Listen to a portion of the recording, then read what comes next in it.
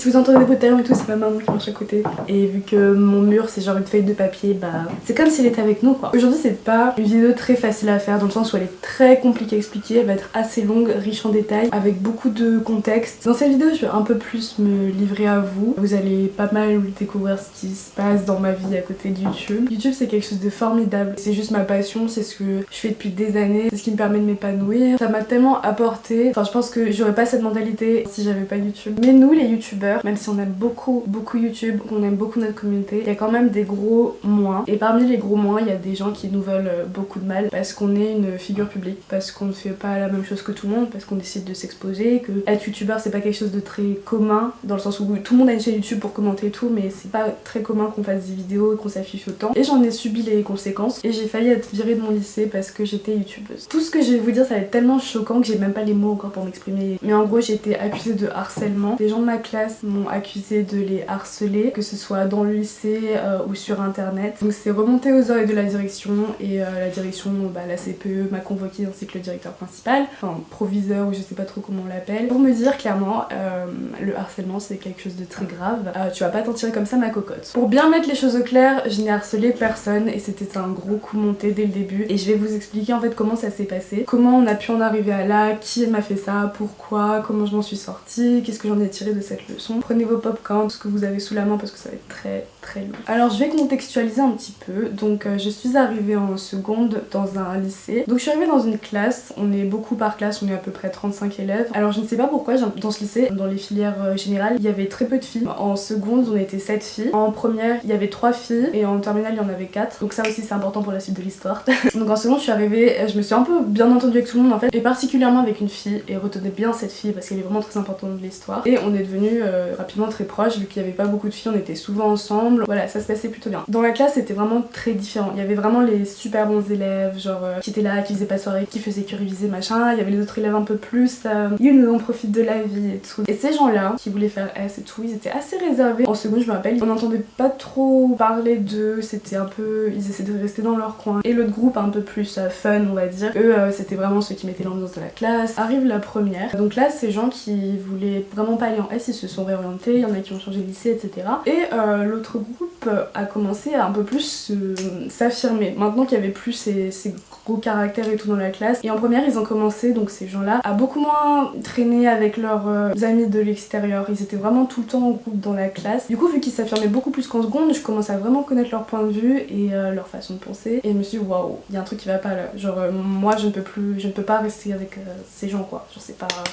Et c'est en première que j'ai découvert Hippo. Donc Hippo ça a été la révélation. En fait j'ai trouvé quelqu'un dans la classe qui était différent de tout ce que j'avais pu voir comme personne dans ma classe. Hippo était dans ma classe, lui venait d'un autre lycée. Le premier jour quand il est arrivé dans cette classe, genre sa réaction c'était mais ils sont bizarres les gens ici là. Je parle pas dans le lycée mais plutôt dans la classe. Après j'ai dit non tu parles de quoi et tout, enfin genre ils sont eux quoi. En première j'ai commencé à vraiment me détacher de beaucoup de personnes dans ma classe. Ça a pas plu à d'autres de voir que moi j'assumais de pas être comme les autres et que je disais bah ouais j'ai pas vos centres d'intérêt, je vais pas vous parler pour rien, c'est une perte de temps pour moi, je suis à l'école pour travailler, je suis pas ici pour me faire des potes. Genre ma vie ne tourne pas autour de la classe, contrairement à eux. Et je pense qu'ils arrivaient pas à se mettre ça dans leur tête et ça a créé beaucoup de conflits. Donc cette fille avec qui j'étais très pote en seconde, c'était totalement la guerre. Elle a totalement changé et je ne voulais pas la suivre dans ce qu'elle devenait. En fait plus l'année avançait, plus j'ai l'impression que les gens de la classe se tiraient vers le bas, ils restaient de plus en plus ensemble, ils s'ouvraient de moins en moins aux autres. Enfin je dis pas que quand t'es dans une classe tu dois parler à toutes les autres classes et tout machin, à tes potes de l'extérieur, mais un peu quand même. En fait je les reconnaissais plus. De la seconde à la première il y a eu quelque chose, il y a eu un truc qui a changé, je n'ai pas compris, un changement de mentalité et c'était devenu quelque chose de très malsain. Moi ce que j'aimais pas c'est qu'il y avait beaucoup de jalousie, de jugement, de racisme, il y avait de l'humour noir, mais vraiment quand je vous dis noir c'était juste pas drôle en fait, c'était blessant et gênant pour tout le monde. Et ils se sont tous rapprochés un petit peu comme ça. Et en terminale c'était le pompon, genre c'était n'importe quoi. En fait cette classe elle me faisait limite honte et j'avais tellement honte de dire aux gens oui je suis dans sa classe, oui je suis dans sa classe et tout. Et en fait quand moi j'allais voir des amis qui étaient dans d'autres lycées et quand on comparait, parce que eux aussi en fait Lyon c'est très petit et tout le monde se connaît ou tout le monde connaît la personne dont on parle, on n'est jamais vraiment très fier de son lycée en mode ouais c'est mon lycée il est trop génial, on va tout le temps le critiquer un peu. Et quand j'en parlais aux gens des autres lycées, quand je leur disais ouais ça c'est ma classe, ils étaient là en mode ouais tu vois notre lycée c'est pas ouf mais votre classe C'est vraiment quelque chose de spécial. Et je vous jure que des dizaines de personnes m'ont répondu la même chose. Donc ça confirmait un peu ma façon de penser. Vraiment j'ai zappé tout le monde dans ma classe en terminale. Il y avait environ 4-5 personnes avec qui je m'entendais bien. Franchement c'était des gens, d'ailleurs encore aujourd'hui, genre si je les croise, je vais boire un verre volontiers avec eux et tout. Mais 5 personnes sur 35 c'est rien. Le reste je pouvais plus les saquer, je pouvais plus leur parler. Franchement j'étais gentille avec eux, je leur souriais et tout. Mais quand ils commençaient à discuter, moi j'étais en mode non, moi clairement je veux pas être ton pote. Donc voilà, on est en TP ensemble. Je te dis bonjour, je te souris et tout, mais genre tu sais que non, ça ne passe pas. Du coup toute l'année se passe comme ça, je me suis beaucoup rapprochée d'Hippo, on était vraiment dans notre bulle, on était tout le temps ensemble, c'était trop bien. Et arrive le conseil de classe du 3e trimestre, fin mai ou début juin, je sais plus. Avant de vous raconter ça, un dernier élément de contexte parce que c'est très important aussi pour l'histoire. Là je sais que le contexte est très gros mais après vous allez comprendre pourquoi je vous dis tout ça. J'ai été élue déléguée de classe pendant 2 ans. J'ai été au conseil d'administration du lycée pendant 2 ans aussi. Au CVL, donc conseil de la vie lycéenne au lycée aussi. Et je suis allée au conseil académique de la vie lycéenne, donc le CAVL. On se réunissait avec tous les CVL au rectorat. Nous on était des représentants élus par les élèves et notre but c'était d'améliorer la vie des lycéens quoi. Par mandat il y a un peu des thèmes, donc nous les 2 années où j'étais élue, on était vraiment très axés sur la laïcité et le harcèlement. Et le plus gros de notre campagne en fait c'était la lutte contre le harcèlement. Je ne supportais pas de voir des gens harcelés, pour moi ça me faisait tellement mal au cœur et j'ai vu à quel point ça pouvait détruire des personnes. Au lycée c'était une révélation, j'ai fait beaucoup de campagnes pour ça. On est allé parler dans plusieurs lycées, on a fait des formations pour justement nous venir en aide à des personnes qui se font harceler. Donc voilà, j'ai fait ça pendant ma première et ma terminale et je me suis énormément investie et retenez bien ce que j'ai fait. Donc le conseil de classe était passé et là je croise ma CPE dans le couloir, elle me dit Anaïs viens faut que je te parle. Là j'y vais toute contente et tout et je me dis ah là là elle doit me féliciter et tout, j'ai passé une super année. Rien à voir. Elle fait Anaïs, je sais que t'as harcelé des gens pendant 3 ans dans ta classe. Les parents d'élèves ont donné toutes les preuves ce matin au conseil de classe. Tu risques très gros, le harcèlement c'est grave, ça va te suivre toute ta scolarité. Et elle m'a dit que là ce qu'elle envisageait pour l'instant avant qu'on voit mon cas en gros, que je devais faire une lettre d'excuse pour chaque personne que j'avais harcelée. Alors là, j'ai fondu en larmes, mais d'une puissance. Apprendre tout ça en 1 minute, alors qu'on s'en doutait pas un instant. C'est quelque chose de gros quand même, enfin c'est le conseil de classe, c'est les parents, je tombais des nues, vraiment. Donc j'ai énormément pleuré, je suis passée dans ma classe.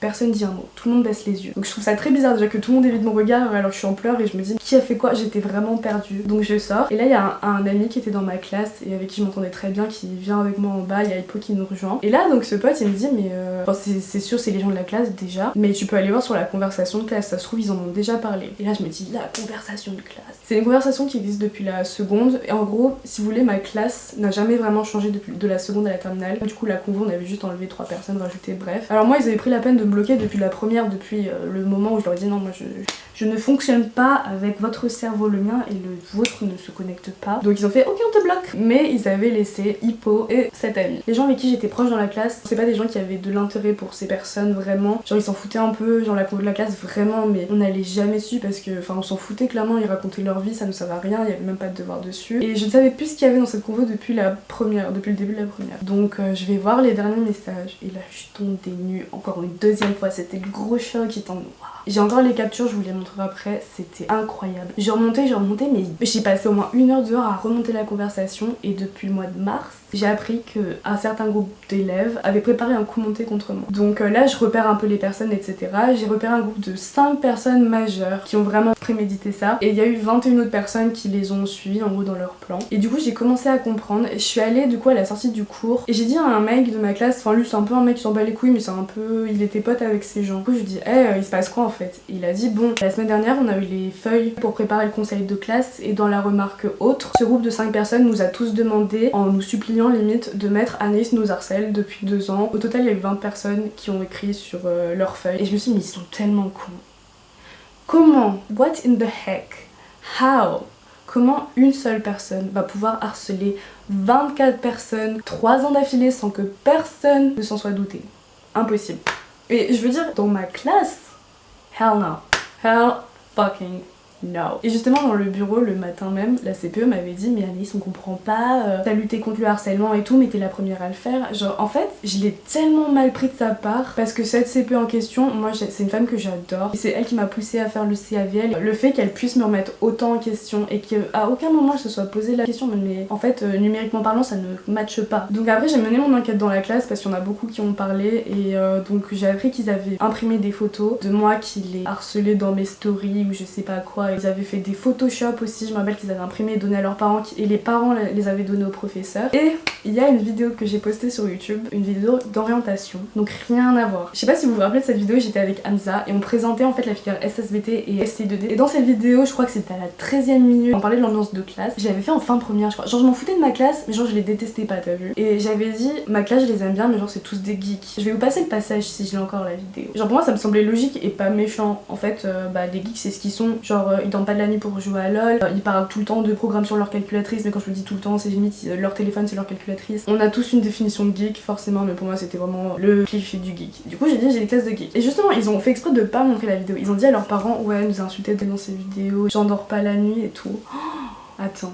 C'est incroyable. Comment les gens arrivent à faire sortir les choses de leur contexte. Et donc ils ont fait exprès de ne pas donner ces vidéos évidemment. Après j'ai été convoquée chez le principal justement avec la CPE. Et là ils m'ont mis en gros tout ce que les gens leur avaient donné comme preuve. Et ils ont dit alors tu cites pas forcément des noms, mais on sait très bien que tu parles d'eux. J'étais en mais non en fait. C'était totalement du mensonge. Il y avait encore une fois je le répète du Photoshop. Ce qui est très grave de falsifier des preuves. Moi c'était hors de question que je m'excuse en fait. Donc moi j'allais faire une lettre d'excuse à tous ces fils de...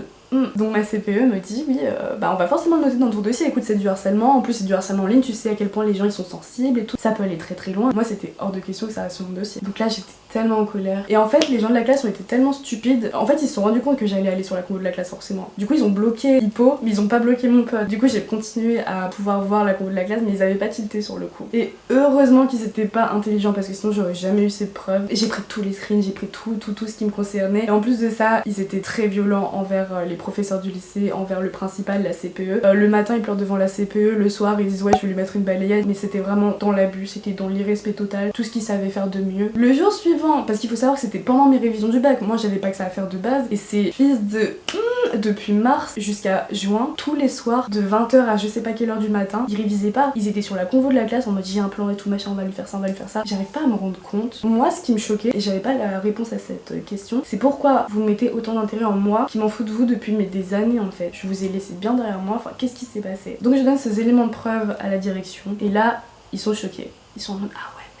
Donc là, il me demande est-ce que vous voulez porter plainte? Moi, j'avais pas que ça à faire. Franchement, je lui dis, j'avais tellement la haine contre eux, j'ai hésité. Mais ils étaient 24, je ne pouvais pas. Et en fait, connaissant leur profil, je vais vous parler de leur profil après, vous allez comprendre pourquoi j'ai été trop gentille avec eux. Même si vraiment, avec le recul, j'aurais dû, parce que c'était parti trop loin. Et après, la CPE m'a prise à part, elle m'a dit, écoute, essaie de réfléchir pourquoi ils t'auraient fait ça. Ça a commencé quand? Et en fait, elle pensait que je m'étais faite harceler. Mais moi, dans ma tête, je l'ai jamais ressenti comme du harcèlement, parce que, en fait, j'avais aucune idée de ce que les gens disaient sur moi avant ce truc du matin du conseil de classe. Ça m'avait tellement surprise parce que ces gens, même si tu vois on n'était pas potes, on se faisait la bise, on souriait, on disait hey, salut ça va, t'as fait quoi, ouais tu vas bien, ta famille et tout machin. Le matin même je les avais croisés, ils me souriaient, ils me disaient ah Anaïs tu vas bien machin.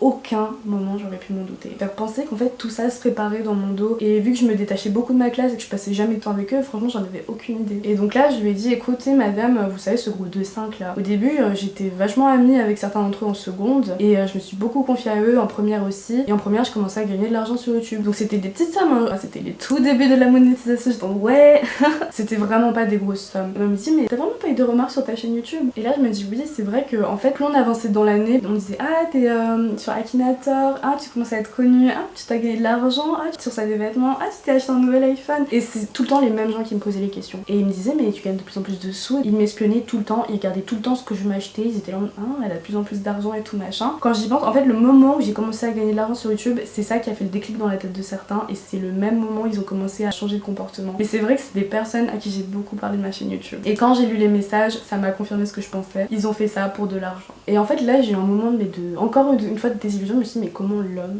peut être aussi con, peut être aussi stupide, peut être aussi jaloux, peut être aussi mesquin, peut être aussi faux cul? Comment un enfant peut être aussi menteur pour mentir dans les yeux de ses parents en disant cette personne? Parce qu'il faut savoir que un des mecs qui était dans la conversation, sa mère était parent délégué. Il lui a menti droit dans les yeux en disant maman elle nous harcèle tous machin et tout, tiens je te donne les preuves maman et tout. Tu peux regarder tes parents dans les yeux et mentir parce que tu veux de l'argent? Et c'est d'ailleurs le même mec qui a envoyé ouais je vais me faire grave de la thune et tout. Incroyable. Ils avaient tellement de gueule sur la conversation, je n'ai jamais entendu en vrai. Et quand la CPE m'a appelé en me disant oui en fait donc vous voulez pas porter plainte, j'ai fait non. Elle m'a dit ok je vais déjà appeler leurs parents, comme ça elles tous leur expliquer la situation. Le lendemain ils avaient tous les yeux gonflés, comme s'ils s'étaient fait enculer par leurs parents. Et là j'étais tellement contente, je me suis dit vos parents là actuellement ils doivent avoir honte de vous. Et j'espère qu'ils ont honte de vous et de ce que vous êtes et de ce que vous avez fait. Parce que là aussi je pense qu'il y a une partie d'éducation. Vos enfants, si vous étiez là à les surveiller, jamais ils seraient là jusqu'à 3h du matin sur une conversation de Facebook à faire un plan contre une nana. Donc à un moment les parents aussi je pense qu'ils avaient un peu de responsabilité là-dedans, mais bref on va pas commencer dans ça. Au final j'ai eu gain de cause. Évidemment j'ai rien sur mon dossier parce que tout était totalement faux. Le seul truc que je regrette c'est que la direction n'a rien mis dans leur dossier. Leur dossier est propre, il n'y a pas eu de harcèlement, de complot. Personne n'en entendra parler. Moi on était limite prêt à me virer du lycée parce que j'avais harcelé 24 personnes. Eux ils étaient 24 sur une personne et on leur a rien fait. On a appelé leurs parents. J'en veux aussi beaucoup à certains profs. Enfin, certains profs faisaient vraiment les aveugles. Je pense qu'il y en a qui voyaient ce qui se passait, mais qui disaient rien parce que c'était moi. Après, je me suis mis à psychanalyser un peu le comportement de chacune de ces personnes, des 24 personnes qui ont pu me faire ça. Parce que je me suis dit, pourquoi pas toute la classe et pourquoi ces 24 personnes? Je ne leur avais rien fait parce que je ne leur parlais pas depuis 2 ans. Donc théoriquement, je n'étais pas en tort. Désolée pour le bruit des enfants. Et en fait, dans ce groupe, il y avait des profils tellement brisés et mal psychologiquement. Je me suis dit, mais c'est sûr. C'était la jalousie et de la malveillance et de l'envie. Donc cette fille avec qui j'étais très proche en seconde par exemple, c'est une fille totalement brisée, qui est très mal dans sa peau, qui a un complexe d'infériorité énorme, et je l'ai vu dès le début. Et en fait sa réaction avec les autres était jamais normale. Elle se sentait toujours en compétition, elle avait toujours le besoin de rabaisser les gens gratuitement pour se sentir supérieure. Dès qu'une personne lui plaisait plus ou qu'elle trouvait un truc à critiquer, elle la pourrissait, mais quand je lui dis pourrissait, il y a même un mec qui a changé de lycée. Donc c'est pour vous dire à quel point cette fille était genre taré, c'est un tyran. Ça s'accumulait tout le temps, c'était trop et je pouvais plus. Je saturais, je me disais mais c'est quoi ces gens, enfin pourquoi t'as été amie avec cette fille, pourquoi tu t'es autant livrée à elle. Donc le karma a frappé, je suis très contente. Je suis pas une mauvaise fille, je suis pas malveillante, mais cette fille vraiment c'est le mal incarné. Dans ces autres personnes, il y avait aussi une deuxième fille, on va l'appeler numéro 2. Numéro 2 c'est une fille que la classe a énormément fait souffrir en seconde, même moi je le voyais. Elle était toute seule, il y a un moment où elle avait pas de potes en seconde. Première ça a été pareil. Et justement avec numéro 1 quand on a arrêté d'être amis, numéro 1 est venu vers numéro 2 en me disant ah mais je voulais pas te blesser et tout, en fait c'est Anaïs qui m'avait dit de te dire ça. Et du coup cette fille elle s'est dit mais amen, il y a quelqu'un qui me parle et qui me donne de l'intérêt, bah je vais en vouloir à Anaïs du coup. Elle était trop contente qu'un groupe veuille enfin l'intégrer. Numéro 1 elle avait besoin du plus de monde possible pour me faire du mal. Numéro 1 n'avait aucun intérêt pour numéro 2 ni aucune autre personne du groupe, il fallait juste une personne en plus pour être contre Anaïs. Le mec dont je parlais qui était je pense le plus hypocrite avec moi, c'est celui auquel je faisais un peu plus confiance et qui était très au courant de ma chaîne YouTube. Il a redoublé, oh mon dieu faut que je vois. Le mec qui a dit ouais je vais me faire de l'argent et tout machin, il est dans mon UT cette année. On va aller au lycée en décembre de notre première année d'études supérieures pour présenter notre formation actuelle au terminal. Je l'ai croisé. Dans la salle, je m'entendais dire ouais, vous savez, c'est pas très dur, je travaille vraiment pas à la maison et je suis premier de ma promo et tout. Il n'a pas validé son semestre, tellement d'exemples. Bah du coup il y a 24 personnes, mais oh my god, toutes les personnes. Je me réjouis absolument pas du malheur des autres, mais c'est pour vous dire, vous faites des trucs de mal, il va vous arriver des trucs de mal. Ça s'appelle la loi de l'attraction, tu attires ce que tu provoques, tu attires ce que tu dégages. Karma. D'ailleurs il y en a un de la conversation, je me rappelle, c'est un mec qui était très fragile psychologiquement et qui dans ce groupe avait trouvé un peu de réconfort. Genre on le clashait pas lui mais on clashait quelqu'un d'autre et je pense que ça faisait du bien. Il y a aussi beaucoup d'autres mecs qui ont juste fait ça pour pouvoir sortir avec une des filles du groupe parce qu'ils se sont dit si on les suit, si on va dans leur sens, on va être encore plus acceptés, on aura des chances de sortir avec elle et tout. Ça allait très loin. C'est ouf comment des gens malheureux, des gens qui ont été blessés dans leur passé peuvent avoir une haine tellement énorme qu'ils vont rejeter ça sur quelqu'un. Et du coup c'est des gens qui sont très petits maintenant. Quand j'ai voulu m'expliquer avec toute la classe pour savoir pourquoi ils avaient fait ça, mais on n'a rien fait, mais c'est totalement faux, mais t'es malade pour me dire ça, pourquoi tu me parles? Et ils baissaient tous les yeux, ils ont toujours eu cette réaction. J'ai jamais pu avoir d'explication avec eux parce qu'ils ont toujours baissé les yeux. Donc ça en dit long sur eux, ça en dit long sur leur personnalité. Quand ils sont 24 sur leur écran, il y a un effet de groupe de malades, ils se permettent de dire tout n'importe quoi. Quand ils sont 24 ensemble,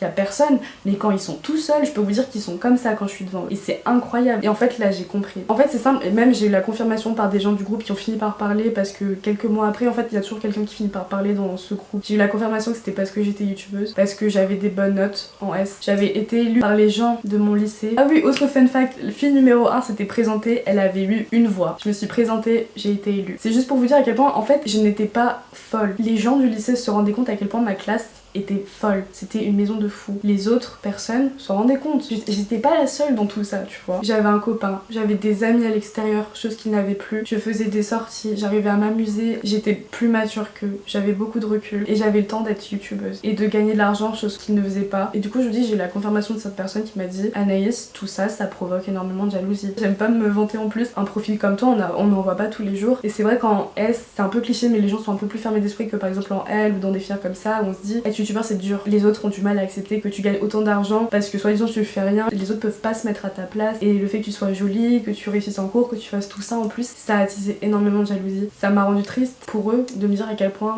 quand t'es jaloux de quelqu'un, quand tu es envieux à ce point-là, quand tu es mal dans ta peau à ce point-là, tu as besoin de pourrir une personne qui réussit mieux que toi. C'est dur. Et en fait, j'en veux aussi aux professeurs un peu de ne rien avoir dit. Parce que tous les professeurs savaient que j'étais youtubeur plus ou moins. Certains s'en foutaient, d'autres le savaient. Mais comme je vous ai dit, ils avaient leur chouchou, genre ils étaient... Enfin, je les voyais les regards dans ma direction. J'entendais des trucs sur moi aussi. Je suis pas... Les profs partent sur les élèves aussi, faut pas croire. Beaucoup d'entre eux ont laissé faire le truc alors qu'ils voyaient très bien ce qui se passait contre moi. Mais bon, je dois rien à personne. C'est sûr qu'ils me devaient rien. Mais juste moi, par exemple, je l'aurais fait.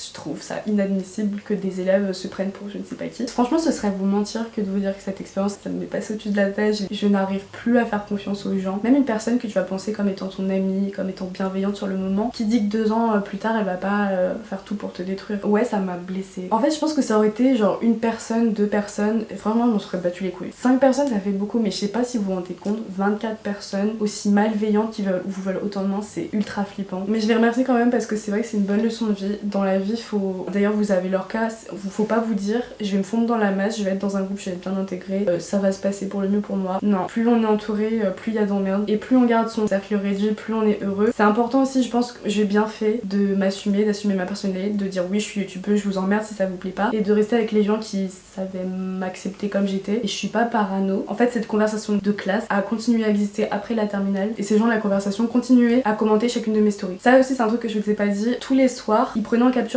toutes mes stories, mais toutes mes stories. Ils les envoyaient dans la conversation, ils disaient qu'est-ce qu'on peut en faire et tout. Et en fait, du coup, à un moment, je les ai tous bloqués sur Instagram parce que je voulais plus les voir en vrai ni sur Instagram. Et moi, je pensais qu'ils m'avaient laissé tranquille, qu'ils avaient arrêté de me regarder et que voilà, même pas ils me regardent pas. Ils ont créé des comptes qui servaient juste à regarder mes stories et mes posts. C'est incroyable. Et justement, ils en rigolent. À un moment, il y a un mec qui dit ouais, regardez, ils ont bloqué ce compte parce que j'avais trouvé leur nouveau compte qu'ils avaient créé juste pour l'occasion. Et ils en ont créé beaucoup. J'ai beau bloquer, en fait, ça ne les arrête pas. La conversation a continué à exister. Bah, du coup, il y a des gens aussi qui m'ont reparlé de la conversation et qui m'ont dit ce qu'il y avait dedans bien après la terminale. Et je me dis comment tu peux être obsédée à ce point là. Ça t'a pas suffi genre de taper la honte devant tes parents, de taper la honte devant le CPE, de te faire du mal inutilement, de voir que t'as gagné 0 au final, ça leur suffit pas. Et c'est pour ça que j'ai pas pris la chose tellement à cœur, je me suis pas remise en question, moi j'ai pas changé. Je me suis dit c'est des gens, aucun de ces 24 profils ne m'arrive à la cheville. C'est pas des gens que j'aurais admiré, comme je vous ai dit c'est des gens psychologiquement instables, qui avaient, je dirais pas rien pour eux, mais en fait ça me fait de la peine d'y penser parce que je me dis qu'ils ont une vie de merde.